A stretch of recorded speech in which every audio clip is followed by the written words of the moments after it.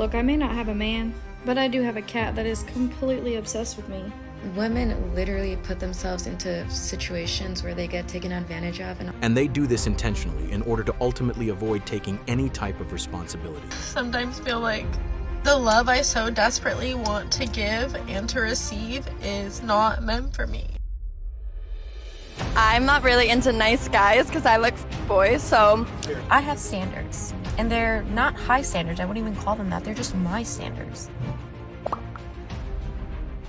I'm 31 and I've chosen to remain single at the moment, and my dad questioned me the other day. He said, "Don't you think that the older that you're getting a little too picky?" I paused. That was a valid question, and so I answered thoughtfully. I have standards, and they're not high standards. I wouldn't even call them that. They're just my standards. I don't think I'm asking for something from a man that I can't give myself. I've spent years in therapy trying to become a better person, journaling, reading books, listening to podcasts, and I expect the same of my partner, someone that is emotionally intelligent and self-aware enough to do work on themselves. I'm not asking for something I'm not giving. I have taken so many years to get an education, to build a career for myself, and I am at a disadvantage in comparison to a man. I am more of a minority than a man is. So if you start off with the upper hand, to me, there should be no excuse as to why you can at least meet me where I am financially. I don't think I'm asking for something I'm not willing to give. She is right when she says that she doesn't expect anything from a man that she wouldn't also offer to a man herself. However, it's indescribable how many women fail to understand that while a great education and a good salary are things women value in men, they hold no significance in the eyes of a man the other way around. What she doesn't understand is that she's comparing apples to oranges, and she doesn't grasp that men don't want a career or money from her, but rather qualities that have absolutely nothing to do with those things. In her conviction, she believes she is being wronged because, in her eyes, her offer and therefore her demand are in a fair balance. But in reality, well-paid, ambitious men value completely different things in women. It may take decades before women understand this. What's your expectation? Princess treatment. Princess treatment. Yeah, I'm not too hard to deal with. All right. Like I said, the frequent dates, the going out to eat, the romantic surprises, occasionally like the flowers, you know, like making sure everything is good in the house, like if I need anything. Sure. Not too much. Question for you on that. So if that's what's expected of the guy, what's expected of you? Oh. I don't know. I never I don't know. How did you know he was the one? So he actually tried to make a pass at me like for a year and a half, and I was like, not my type. And I had a dream that I was getting married and it was him. Randomly, I texted him one day after not texting him for like a whole year and a half. It just started like that. What would you say your typical type is? I used to like Islander guys. I like that whole look. I mean, you just have to be a nice person, had to be respectful. But yeah, I was really immature, so I think I focused on the wrong things at that time. So what about him helped you change what your type was? I don't think it helped me change my type. I think I just started to look for quality traits. You can have a really handsome guy and then he can be a total jerk. For you, how did you not give up? Like, what kept you persevering and wanting to pursue her even after that year? Patiently waited. I knew that was my wife, so there was no giving up. Even though the man's situation is truly very sad, one could also say that his cluelessness and naivety make him privileged enough to go through life in an ignorant way without having to face harsh reality. Because, in truth, this couple's situation is not an isolated case. She spent years trying to turn so-called bad boys into something serious beyond the physical. But after failing to achieve that for years, she reached out to him again after a year and a half because she knew he was a man with no options, someone who would follow her around like a loyal, naive puppy. He lacks the perspective to realize that he doesn't even remotely fit his partner's ideal and is merely playing the role of provider for her. It is so hard. I just want so badly to love and be loved, to find like my partner, find my person. Another round of time being wasted. I can't wait for the time where most things about me are endearing to someone, where I find someone who has like the same communication style as me, is emotionally intelligent. I just don't know like when it's gonna happen for me. And like, I know I talk about my dating on here and people can have their own opinions and this and that, but I'm just someone out here who's trying to find someone.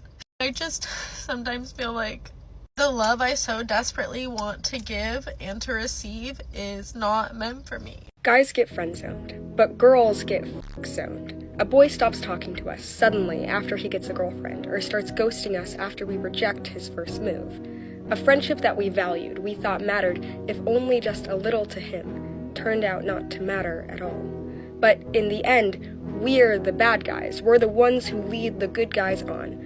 Of course, we should just expect that's what you always want. We should just expect that friendship is never as valuable as a twist of our hand. They got friend-zoned. They only lost another girl, another rejection. But we lost a friend, someone we thought was worth more. We lost a friend. She tries to portray in this video that women are the real victims, suffering a significant loss when they lose a so-called friend. However, these so-called friends who get friend-zoned by women were never truly friends. These supposed friendships exist only in the minds of such women, without them realizing that the man has romantic intentions. The woman is too busy extracting benefits from the supposed friendship. Meanwhile, the man is left with nothing but rejection. It's fascinating how she tries to trivialize the rejection that men experience as if it's nothing more than a minor inconvenience. Like, I don't care if I get fired because of this. There's no way I would, but like, if any of my managers are watching this, keep scrolling. Right, let me show you, baby. That ain't no woman. It's a man. There's a few things that, like, different customers have said to me that have made me think, like, girl, you're at a Chili's. 1, lemon in your water. This is a Chili's. It's not gonna make the water better, and it's not gonna make the cup clean. 2, you want your steak butterflied? Am I saying that right? I don't know what that is. You're at a Chili's. I'm gonna tell them what to do. They're not gonna do it. And while we're at it, 3, I'm asking you how you want your steak cooked. It doesn't matter. It's a nicety. This is me being polite. You're gonna get what you get. It will either be bleeding or overdone. Like, just, why are you getting a steak here? 3, you're telling me the bathroom's dirty? What isn't? This is a Chili's. A few moments later. I got fired for it. My managers did not keep scrolling. There was a woman that went on social media saying that she friend-zoned a guy because he was respectful and asked her how her day was. So now the takeaway is the fact that she's gonna get married to a bad boy because he likes ruining her day, and then she's gonna end up divorcing him, talking about how much of a victim she was and how naive she was. Women literally put themselves into situations where they get taken advantage of, and obviously men do the same thing too. But the only difference is that most men do not go on the internet to complain about it. And most men do not make a production out of it. Most men try to work through things instead of just getting up and leaving, while women have this illusion that they have a lot of options, and they probably do, but it doesn't mean that you should give up on someone. The solution is not to never get married, but the solution is to find a good partner and marry a good person. She is mistaken when she claims that these women end up marrying the bad boy and the marriage ends in divorce. The reality is more likely that such women waste their most valuable years on bad boys, only to eventually marry the provider-type man whose sole purpose is to fulfill their financial and emotional needs for stability. The marriage to the so-called nice guy ultimately fails because the attraction, which was barely there to begin with, disappears completely over time. It becomes increasingly difficult for the woman to tolerate a man by her side who she never really liked in the first place. The hardest thing a guy can do? I'm not really into nice guys because I like boys, so I can't really think of anything nice that they can do. My lucky day, hell yeah. I'm just joking. All right, and what's the worst thing a guy can do? I guess be nice. Be nice. Because sometimes if you're too nice, it gives like, it's like the ick. Really? You know? Because it's like, why are you so nice? Do you like when guys like degrade you type shit? Is that what you like? Not degrade me, but like, you know. Because I feel like if a guy is nice, that means he gets no girls, and that's like a turn off, you know what I mean? Yeah. Unfortunately. Yeah. But then I'm on social media like, I want a guy that gets no bitches, but like, that's just not true, so. How long you been together? 5 years. And what's your age? 29. 31. If he gave you a guilt-free pass to have fun with any guy in the world, would you take it? If I had a chance, Maybe for a celebrity, yeah, but just about any other guy, I don't know. So which celebrity would you have in mind? Definitely Bad Bunny. Realistically, what do you think Bad Bunny has over your man?